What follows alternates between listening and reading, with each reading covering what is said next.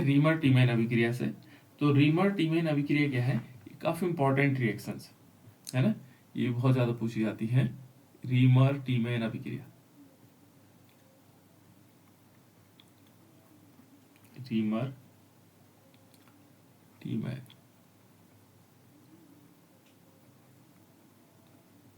टीमैन reaction.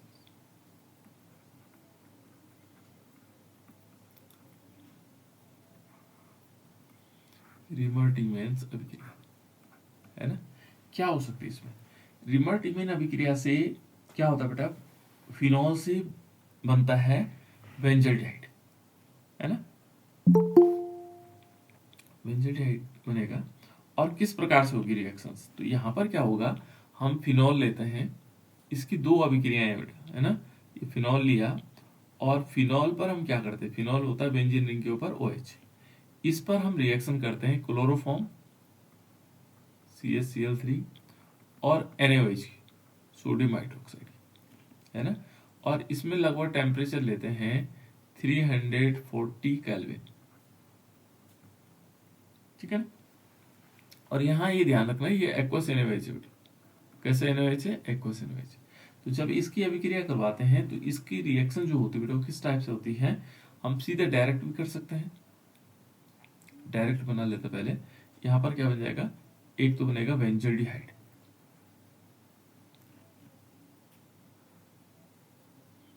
OH ion CHO, और plus इसमें क्या होगा, सोडियम सॉरी H2O निकलेगा, NaCl निकलेंगे, 2 1 2 3 NaCl3 निकलेंगे बेटा, इसमें 3 NaCl निकलेंगे, तो यहाँ 3 NaOH लेने पड़ेंगे, है ना। तो इस प्रकार से बन जाता है। एक तरीका तो ये है ना, ये सिंपल डायरेक्ट रिएक्शन है। तो एक तो डायरेक्ट रिएक्शन हो गई, और दूसरा हमने क्या करना है, रीमर टीमैन अभिक्रिया में यहाँ पर क्या कर सकते हैं, ये तो डायरेक्ट रिएक्शन हो गई, या हम इसको पार्ट में भी लिख सकते हैं बेटा, पार्ट का मतलब दो दो तीन तीन पार्ट्स में हम इसको कंप्लीट कर सकते हैं। कैसे, फिनॉल हुआ, ये तो सीधे एक ही रिएक्शन हो गया, है ना, ये याद करने के लिए आप लोग के लिए ठीक है, लेकिन समझने के लिए देखो, हमने CHCl3 की रिएक्शन करवाते हैं, तो CHCl3 की जब रिएक्शन होती है बेटा इसमें, तो ये क्या बना देता है इस टाइप से, यहाँ OH होगा और इस पोजीशन पर CHCl2 लगेगा, और इसमें क्या निकलेगा, क्योंकि इसमें NaOH भी है ना, साथ साथ में क्या है, NaOH भी है, तो यहाँ पर क्या निकलेगा, एक तो निकलेगा HCl माइनस HCl, ये माइनस HCl है ना, हमारा HCl निकलेगा, NaCl सॉरी, यहाँ NaCl निकलेगा बेटा, और यहाँ से क्या होगा, एक H2O निकलेगा, माइनस H2, तब जाकर के हमारे पास ये बन जाता है। फिर अगेन दो मॉलिक्यूल एक्वस NaOH के दो मॉलिक्यूल रिएक्शन करेंगे, 2NaOH, है ना, तो ये क्या बना देगा, देखो ये बना देगा, यहाँ पर बेंजीन रिंग होगा, और इस बेंजीन रिंग के ऊपर यहाँ OH होगा, और जो CH है बेटा, ये इन दो जगह पर Cl लगा हुआ है, इन दोनों जगह पर OH लग जाएगा, और प्लस क्या होगा, 2 मॉलिक्यूल NaCl निकल जाएंगे। जब ये मॉलिक्यूल बन जाए, फिर यहाँ पर क्या होना है, ये रिएक्शन समझने के लिए देखो, यहाँ पर इसमें क्या आएगा, OH, और यहाँ CH, और इन दोनों जगह पर OH लगा हुआ है, तो जब एक कार्बन पर दो OH ग्रुप होते हैं ना बेटा, वो अनस्टेबल हो जाता है, अस्थायी हो जाता है।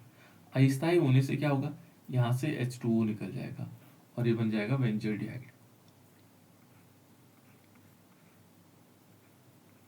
ये OH हो जाएगा, और इस पर होगा CHO, और प्लस इसमें H2O निकल जाएगा, ठीक है ना, ये बेंजल्डिहाइड है ना। इसको हम क्या बोलते हैं, सैलिसल्डिहाइड भी बोलते हैं, क्या बोलते हैं, सैलिसल्डिहाइड, सैलिसल्डिहाइड, ये सैलिसल्डिहाइड है ना, या 2 हाइड्रोक्सी बेंजल्डिहाइड, 2 हाइड्रोक्सी बेंजल्डिहाइड। तो ये दोनों रिएक्शन एक ही है, ये केवल समझाने के लिए है कि कैसे बन सकता है ना।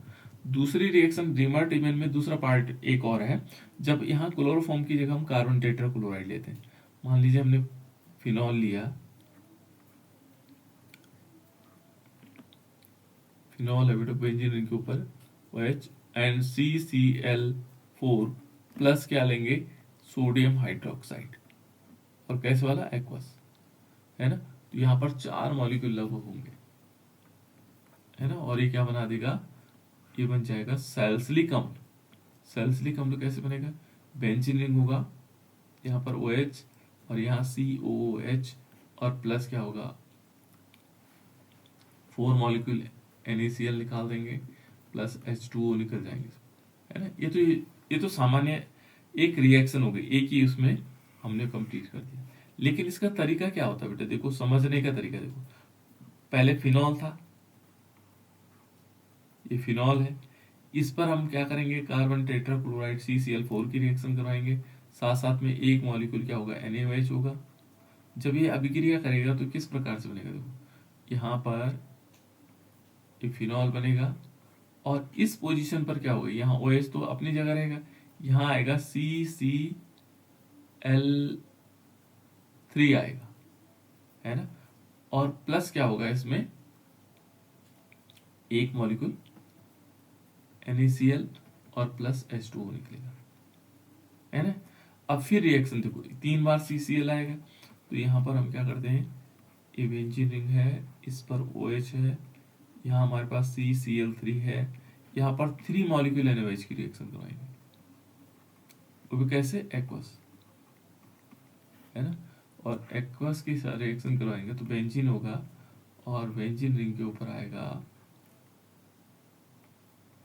यहाँ OH आएगा, C, और तीनों जगह पर, यहाँ पर भी OH होगा, यहाँ पर भी OH होगा, यहाँ पर भी OH होगा, और प्लस क्या होगा, 3 मॉलिक्यूल NaCl आएगा, तीनों जगह OH आएगा, है ना।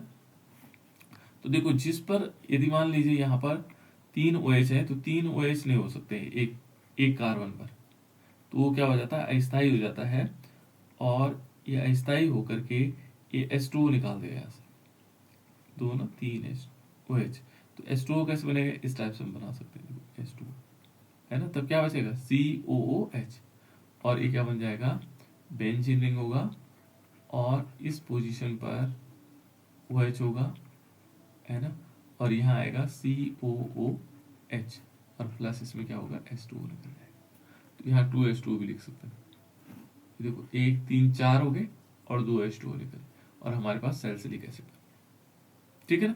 तो इस प्रकार से, या तो एक ही लाइन में लिखना चाहो तो ये रिएक्शन लिख सकते हो, ये ऊपर वाली, और यदि उसको पूरा एक्सप्लेन करके दिखाना चाहते हो तो ये है ना। दोनों रिएक्शन कोई दिक्कत नहीं, दोनों एक जैसे, है ना, और इसको बोलते हैं सैलिसिलिक एसिड, क्या बोलेंगे, सैलिसिलिक एसिड, ये सैलिसिलिक एसिड, वो सैलिसल्डिहाइड था पहले वाला, है ना, ये सैलिसिलिक एसिड, इसको हम बोलते हैं बेटा 2 hydroxy benzoic acid, 2 hydroxy benzoic acid, 2 hydroxy benzoic acid इसका IUPAC नहीं है। तो इस प्रकार से हम रिएक्शन कर सकते हैं बेटा इसमें, ठीक है। इसके अलावा अन्य रिएक्शंस हैं जो फिनॉल से संबंधित हैं, अन्य अभिक्रियाएं। तो फिनॉल से संबंधित अन्य अभिक्रियाओं में देखो, यहाँ पर आप लोगों को पता है फिनोप्थलीन एक इंडिकेटर होता है, हाई स्कूल में पढ़ा होगा आप लोगों ने, फिनोप्थलीन एक सूचक होता है, फिनोप्थलीन, है ना, जो एसिड और बेस में पता लग जाता है। जैसे माना हम क्या करेंगे, अम्लीय गुण और क्षारीय गुण को दिखाने के लिए फिनोप्थलीन का प्रयोग करते हैं, ठीक है ना। तो ये कैसे बनता होगा फिनोप्थलीन, देखो बेटा यहाँ पर है रिएक्शन विद थैलिक एनहाइड्रेट, हम लिख सकते हैं reaction with phthalic anhydride, phthalic की स्पेलिंग क्या होता है बेटा, यहाँ पर PH से शुरू होता है, थैलिक एनहाइड्राइड, ये थैलिक एनहाइड्राइड है। तो थैलिक एनहाइड्राइड के साथ रिएक्शन करवाएंगे तो फिनॉल इस टाइप से आता है, ये फिनॉल है, बेंजीन रिंग है, और इसके ऊपर है OH, तो इसमें 3 मॉलिक्यूल ले देते, तो मैं ऐसे दिखा रहा हूं अलग अलग, ताकि हमें रिएक्शन, यहाँ पर क्या होगा बेटा, हाइड्रोजन होगा, यहाँ पर भी हाइड्रोजन है, देखो ये क्या है, फिनॉल है, और इसकी हम रिएक्शन कराएंगे एसिटिक एनहाइड्राइड। तो एसिटिक एनहाइड्राइड को, एसिटिक नहीं, phthalic anhydride, sorry, phthalic anhydride. Phthalic anhydride क्या होता है बेटा, बेंजीन रिंग होगा, और बेंजीन रिंग पर क्या होगा, यहाँ पर होगा C double bond O and C double bond O, और ये दोनों किससे जुड़े होंगे, ऑक्सीजन से। यहाँ से क्या होगा, ये H2O निकल जाएगा, देखो, इसलिए हमने इसको ऐसे लिखा हुआ है ना। और ये पूरा पूरा ऐसी ग्रुप जुड़ जाता है, और ये सारी प्रक्रिया होती है कंसंट्रेट कंसंट्रेट H2SO4। H2SO4 को क्या बोलते हैं बेटा, H2SO4 का नाम क्या है,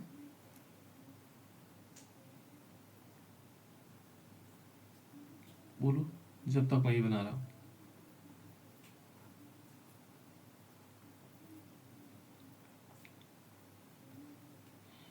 H2SO4 का नाम क्या है बेटा, इसका नाम है सल्फ्यूरिक एसिड। क्या नाम है, सल्फ्यूरिक एसिड। देखो ऐसे बन जाएगा थैलिक, है ना, यहाँ एक कार्बन से जुड़ा हुआ है, और यहाँ बेंजीन रिंग होगी, यहाँ पर ऐसा आएगा,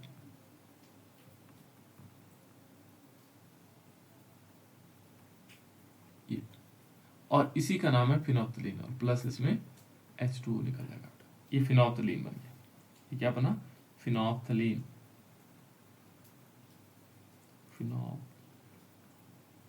फिनॉल फिनोप्थलीन, फिनोप्थलीन, ये है ना, ये इंडिकेटर है, सूचक है ना। तो इस प्रकार से बन सकता है। तो ये फिनोप्थलीन हो गया। नेक्स्ट है बेटा इसमें ऑक्सीकरण अभिक्रिया। तो इसमें हम ऑक्सीकरण अभिक्रिया के द्वारा भी बना सकते हैं ऑक्सीडेशन रिएक्शन, है ना। यानी कि ऑक्सीकरण अभिक्रिया किस प्रकार से होगी, नेक्स्ट लिखते हैं हम ऑक्सीकरण। तो ऑक्सीकरण कैसे होगा, ये हमारे पास फिनॉल है, बेंजीन रिंग के ऊपर OH, और इस पर हम क्या करवाएंगे, ऑक्सीजन की रिएक्शन करवाएंगे इन ईयर। जो हमारे वायु में ऑक्सीजन होता है उसकी उपस्थिति में हम जो अभिक्रिया होगी, और ये क्या बना देगा, ये बना देगा बेंजोक्विनोन। देखो इसका स्ट्रक्चर दूसरा हो जाता है, यहाँ डबल बॉन्ड O, यहाँ डबल बॉन्ड O, है ना, इसको बोलते हैं बेटा बेंजोक्विनोन। क्या बोलते हैं, बेंजोक्विनोन, पैरा बेंजोक्विनोन, क्विनोन ऐसे लिखना, ठीक है ना, बेंजोक्विनोन। तो बेंजोक्विनोन बन जाएगा, ठीक है ना। एक और रिएक्शन है इसमें, ये आपके सिलेबस के पार्ट्स भी हैं। उसके बाद इसमें एक होता है इल्प्स। ये रिएक्शन हमने वहां दी हुई है आपके पास, है ना, इल्प्स पर सल्फेट ऑक्सीडेशन,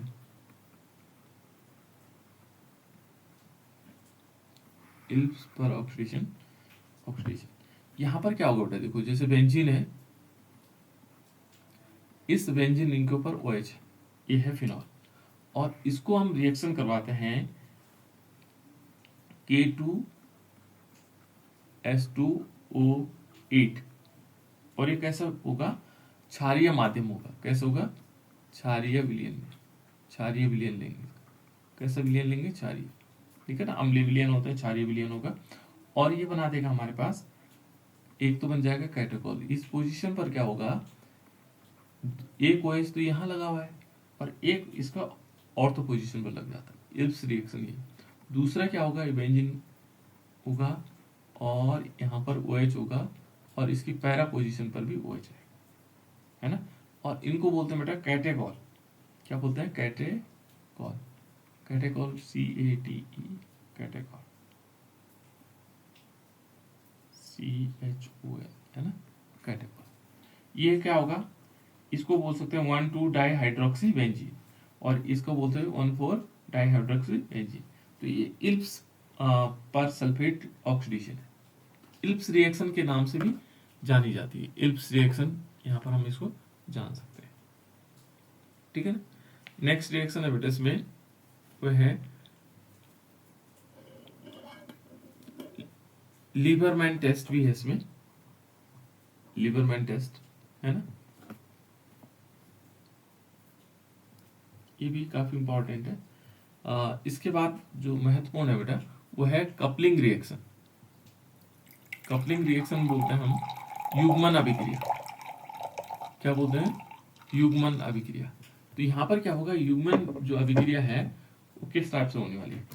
तो यहाँ पर क्या होगा, पहले युग्मन अभिक्रिया बता देता हूँ आपको। जो युग्मन अभिक्रिया है कपलिंग रिएक्शन बोलते हैं इसको, है ना, कपलिंग रिएक्शन या युग्मन अभिक्रिया।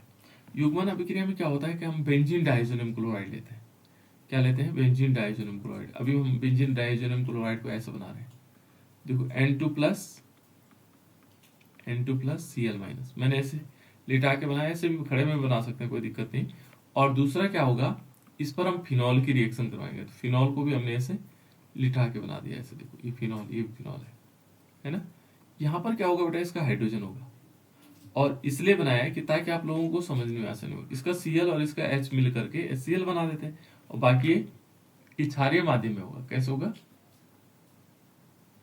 क्षारीय माध्यम में, है ना। और ये क्या बना देगा? ये बना देगा कपलिंग, यानी कि दोनों जुड़ जाएंगे और युग्म, ये देखो N, यहाँ पर क्या होगा N, फिर डबल बॉन्ड आएगा N, और दूसरा वाला बेंजीन यहाँ से जुड़ चुका है, ऐसे ऐसे करके दोनों बेंजीन जुड़े हुए हैं। सरल है रिएक्शन बेटा, याद रखने के लिए भी सरल है। और यहाँ पर वो H होगा, और इसमें क्या निकल जाएगा? HCl निकल जाएगा, है ना। इसको हम कह सकते हैं पैरा हाइड्रोक्सी एजोबेंजीन। एजोडाई है, एक प्रकार का रंग है ना, एक प्रकार का रंग है, इसको बोल सकते हैं पैरा हाइड्रोक्सी एजोबेंजीन। क्या बोलते हैं इसको? पैरा हाइड्रोक्सी एजोबेंजीन,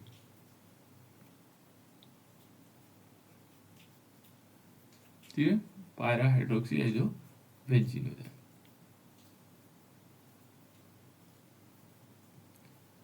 ठीक है, पैरा हाइड्रोक्सी एजोबेंजीन। तो यहाँ देखो बेटा, इसमें क्या है, देखो एजो शब्द इसके लिए आया है, 2 नाइट्रोजन है ना, और पैरा पोजीशन पे जुड़ा हुआ है हाइड्रोक्सी ग्रुप। तो इस टाइप से हम क्या कर सकते हैं, ये रिएक्शन कंप्लीट करवा सकते हैं, ठीक है ना। इसकी कुछ और महत्वपूर्ण रिएक्शंस भी हैं, ठीक है ना। तो इस टाइप से हम क्या कर सकते हैं, रिएक्शनों को लिख सकते हैं कि किस प्रकार से ये अभिक्रियाएं होंगी, ठीक है ना। कपलिंग रिएक्शन कैसे होंगी, और इसके बाद हाइड्रोजनेशन भी है बेटा, इसमें एक हाइड्रोजनेशन है। नेक्स्ट एक रिएक्शन है हाइड्रोजनेशन।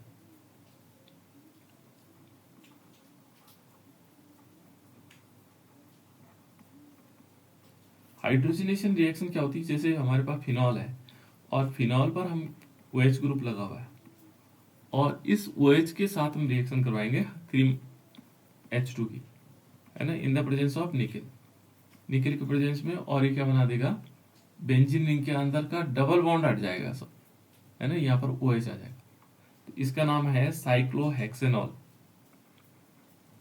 ये होगा साइक्लोहेक्सेनॉल, साइक्लोहेक्सेनॉल हो जाएगा। क्या बनेगा इसको?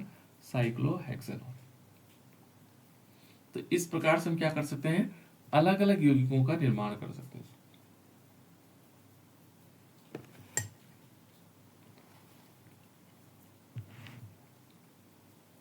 ठीक है ना।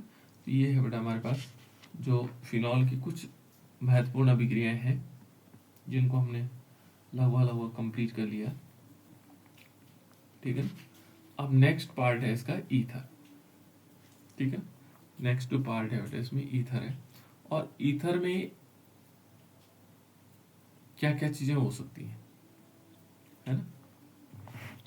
ईथर क्या क्या चीजें दिखा सकता है, ये कुछ इंपॉर्टेंट, फिनॉल का बहुत इंपॉर्टेंट रोल है बेटा, एक क्वेश्चन जरूर बनता है यहाँ से, है ना। तो हम फिनॉल को एक थोड़ा ध्यान से पढ़ लेंगे कि किस प्रकार से फिनॉल रिएक्शन कंप्लीट करता है। तो फिनॉल को आप लोग थोड़ा ध्यान से देख लेंगे। उसके बाद ईथर है।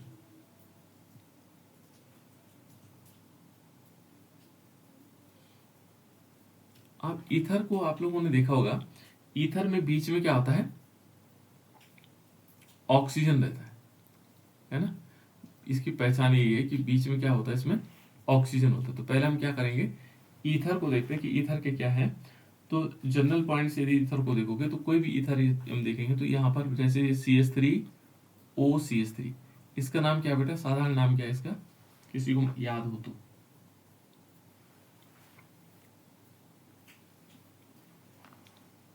इस ऑक्सीजन को तो बोलते हैं हम ईथर। यहाँ पर ये ऑक्सीजन जो बीच में है ये ईथर के रूप में है। और ये देखो 2 मिथाइल ग्रुप लिखा हुआ, तो हम लिख सकते हैं डाई मेथिल और ईथर। क्या होगा, डाइमेथिल ईथर। दूसरा ईथर भी बता सकते हैं, एक तरफ हम CH3 लगा दें और दूसरा तरफ क्या होगा, CH3CH2 कर दें, CH2CH3। अब देखो यहाँ पर क्या होगा, ये तो ईथर हो गया, एक तरफ हो गया एथिल लगा हुआ, एक तरफ मेथिल, तो इसका साधारण नाम क्या होगा, एथिल मेथिल ईथर। बहुत सिंपल है, एक तरफ एथिल लगा एक तरफ मेथिल लगा, है ना।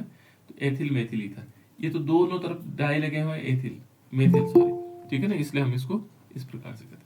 दूसरा देखो बेटा, यहाँ पर हम ईथर को देखेंगे तो CH3CH2O CH2CH3 ये है। अब इसमें देखो ये ईथर हो गया बीच वाला, इधर की तरफ एथिल लगा हुआ, इधर की तरफ एथिल लगा हुआ, तो दोनों तरफ एथिल लगा हुआ, तो हम इसको लिखेंगे डाई एथिल और ईथर, है ना। 2 डाई लगे हुए, डाई एथिल ईथर, तो इस प्रकार से हम इसको कर सकते हैं कि डाई एथिल ईथर। इनके आईपीसी नेम लिखने का सही तरीका ये है कि यहाँ पर जैसे CH3 है ना बेटा, बीच में O है और CH3 है, यहाँ पर क्या करेंगे, इसको 2 पार्ट में बना लेंगे, है ना। तो जहाँ कार्बन कम होंगे तो यहाँ भी एक है, यहाँ भी एक है, तो कहीं भी जोड़ दो, जहाँ इसको जोड़ देंगे वहाँ ऑक्सी लगा देंगे। जैसे इसके साथ हम ऑक्सीजन लगा देंगे तो ये हो जाएगा मेथॉक्सी, यदि हमने इधर लिखा तो मेथॉक्सी, और ये है मेथेन, तो इसका नाम होगा मेथॉक्सी मेथेन, मेथॉक्सी मेथेन। अब यहां देखो, यहां पर क्या है, कार्बन इधर कम है, एक है, तो इसी के साथ जुड़ेगा तो मेथॉक्सी एथेन हो जाएगा। क्या नाम होगा, मेथॉक्सी। ये कम कार्बन की तरफ जोड़ते बेटा इस ऑक्सीजन को, मेथॉक्सी और एथेन। अब 2 कार्बन वाला है ना तो एथेन, इसको 2 कार्बन वाला एथेन, यहाँ एक ही कार्बन था तो मेथेन। यहाँ पर देखो, अब यहाँ समस्या ये है कि दोनों तरफ एक जैसे, तो इधर जोड़ो चाहे इधर जोड़ो, कोई फर्क नहीं पड़ता, है ना। तो इसको लिखोगे एथॉक्सी, अब एथॉक्सी हो जाएगा ना, 2 कार्बन वाला है एथॉक्सी, और ये इधर की तरफ क्या है, एथेन हो जाएगा। बहुत सिंपल नाम है बेटा इसका, है ना। तो इस प्रकार से हम उसके नाम भी लिख सकते हैं ईथर में, है ना। बीच में फंक्शनल ग्रुप है इसका, और यदि इसके जनरल फॉर्मूला तो कोई जरूरत नहीं पड़ेगी, सामान्य जो सूत्र होते हैं इसके, ठीक है। उसके बाद यदि हम देखें कुछ इसकी सीधे रिएक्शंस पे आता है, ये आईपीसी नेम आप लोग जान ही चुके हैं, कैसे कैसे होगा इसका नोमेनक्लेचर, है ना। और सीधे इसमें देखो बेटा, इसमें 3 प्रकार की आइसोमेरिज्म देखते हैं, समावयवता, है ना। तो समावयवता किस प्रकार से हो सकती है, समावयवता, इसमें 3 प्रकार की समावयवता होती है, सीधे मैं डायरेक्ट बता दे रहा हूं। एक तो होती है श्रृंखला समावयवता, जो हमारे पास किसका पार्ट है, किसका पार्ट है बेटा, संरचनात्मक समावयवता का पहला पार्ट है ना। दूसरा इसमें क्रियात्मक समावयवता हो सकती है, क्रियात्मक समावयवता। और तीसरा इसमें मध्यवयवता हो सकती है, मध्यवयवता। इन तीनों में देखो, जिसमें श्रृंखलाएं भिन्न भिन्न होती हैं, जिसमें क्रियात्मक समूह भिन्न होता है, और इसमें क्या होता है कि जो बीच में जो ऑक्सीजन लगा हुआ अलग अलग ग्रुप उससे जुड़ा हुआ होता है फंक्शनल ग्रुप से। जैसे देखो हम चेन आइसोमेरिज्म का एग्जांपल देते हैं, है ना, श्रृंखला समावता। तो श्रृंखलाएं क्या होंगी, भिन्न भिन्न होंगी। जैसे मान लीजिए हमारे पास है CH3, हमने लिखा CH3 और यहाँ पर O है, फिर हमने क्या किया CH2 और एक CH3 एक ही लिखा। दूसरा हमने क्या किया, ये CH3O, अब इस श्रृंखला को थोड़ा अलग बना दो, CH2 CH और इस पे CH3 लिख लो, इसके आगे CH3 का, देखो इसमें 4 कार्बन। तो इसमें श्रृंखलाएं भिन्न भिन्न हुई है, 4 की श्रृंखला या 3 की श्रृंखला, है ना। ये श्रृंखला टूट गई, यहाँ पर ऑक्सीजन ने तोड़ दी, है ना। तो यहाँ पर 4 की श्रृंखला है, यहाँ पर 3 की श्रृंखला है, तो श्रृंखलाएं भिन्न भिन्न हो गई, है ना। इनका नाम भी कैसे लिख सकते हैं, देखो ये 1 पोजीशन है बेटा, और इसको बोलेंगे मेथॉक्सी, है ना। यहाँ पर लिखेंगे मेथॉक्सी 1 मेथॉक्सी, और ये आएगा ब्यूटेन 1 मेथॉक्सी ब्यूटेन। यहाँ पर देखो 1 2 3 कार्बन है ना, तो यहाँ से काउंट करेंगे क्योंकि नजदीक ग्रुप 1 2 3, ये पहली पोजीशन पर लगा हुआ है CH, है ना। तो ये क्या लिखेंगे हम 1, इसका नाम भी मेथॉक्सी हो जाएगा 1 मेथॉक्सी। और देखो अब 2 पोजीशन पर मेथिल भी पहले आता है, 2 मिथाइल या 2 मेथिल, और यहाँ क्या आएगा प्रोपेन आ जाएगा, अब प्रोपेन आएगा। इस प्रकार से इसका नाम लिख सकते हैं। और इनमें क्या है, श्रृंखला समावता है, क्या है श्रृंखला या भिन्न भिन्न है, अलग अलग है श्रृंखला। दूसरी यदि दूसरा एग्जाम्पल देखेंगे क्रियात्मक समावता का, क्रियात्मक समावता क्या होंगे, क्रियात्मक समूह भिन्न भिन्न होंगे, क्रियात्मक समावता में क्या होंगे, क्रियात्मक समूह भिन्न भिन्न होंगे, मॉलिक्यूलर फॉर्मूला एक जैसे होगा। तो इसमें ये देखो कैसे CH3O और CH3 एक तो ये हो जाएगा, और दूसरा इसी का देखो CH3 CH2 देखो क्रियात्मक समानता दिखा रहा है, एक अल्कोहल है और एक ईथर है ना। और जो तीसरी है वो मेटामेरिज्म है, मेटामेरिज्म का मतलब मध्यवयता। मध्यवयता में क्या होता है बेटा, इसमें मध्यवयता में इसका सेम इसमें फंक्शन, इसमें क्या होगा, जो मॉलिक्यूलर फॉर्मूला होगा, अणुसूत्र होगा, वो भी समान होगा, और क्रियात्मक समूह भी समान होगा, है ना। लेकिन उसकी पोजीशन अलग अलग होगी, क्रियात्मक समूह की पोजीशन अलग। जैसे मान लीजिए हम एग्जाम्पल के रूप में ले लेते हैं कि हमारे पास है CH3 CH2O CH2 CH3, एक तो ये हो गया। दूसरा हम इसमें ले लेते हैं जैसे CH3 CH2 CH2O CH3। देखो यहाँ पर क्या हुआ, मध्य, इसके मध्य में अलग अलग ग्रुप लगे हुए हैं।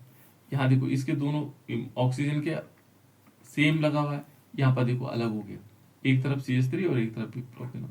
तो इस प्रकार की जो मेटल, ये क्या कहलाएंगे, इन दोनों में क्या होगा, मध्यवयता होगा।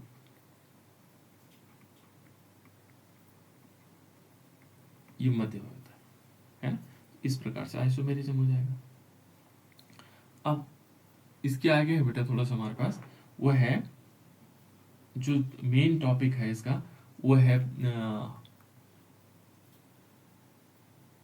रिएक्शंस, है ना। और रिएक्शंस में किसका, क्योंकि ईथर तो बहुत सारे हैं, तो यहाँ पर हम जो मेन पढ़ेंगे वो डाई इथाइल ईथर पढ़ेंगे, डाई इथाइल ईथर।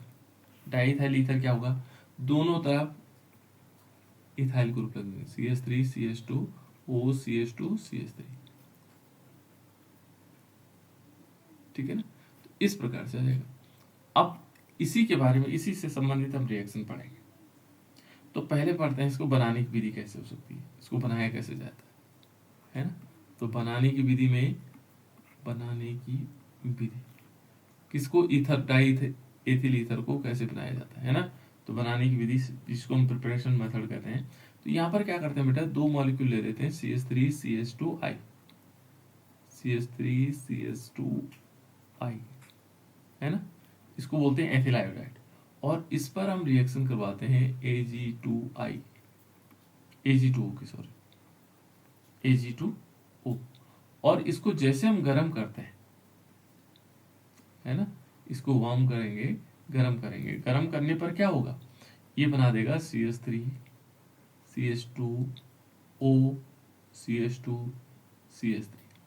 इस पोजीशन पर ये क्या होगा, 2AgI निकल जाएगा यहाँ से, और ये ऑक्सीजन बीच में जुड़ जाता है और क्या बना देगा, 2AgI। इसका नाम क्या बेटा, देखो इधर भी एथिल लगा है, इधर भी एथिल लगा, तो और बीच में क्या इथर ग्रुप है, तो इसको हम बोलेंगे डाई एथिल ईथर, या एथॉक्सी एथेन भी कह सकते हैं। क्या बोल सकते हैं इसको, एथॉक्सी एथेन। और एक बहुत महत्वपूर्ण रिएक्शन है बेटा, जिससे हम ईथर बना सकते हैं, है ना, जिससे हम क्या कर सकते हैं, ईथर को बनाया जा सकता है। और वो मालूम क्या है, वो है विलियमसन संश्लेषण। बहुत इंपॉर्टेंट रिएक्शन है विलियमसन संश्लेषण, ठीक है ना, विलियमसन संश्लेषण। तो विलियमसन संश्लेषण काफी इंपॉर्टेंट पार्ट है इसका, है ना, विलियमसन सिंथेसिस।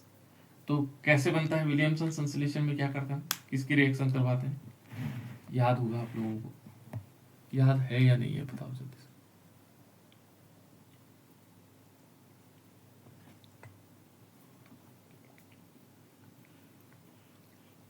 विलियमसन संश्लेषण या विलियमसन सिंथेसिस,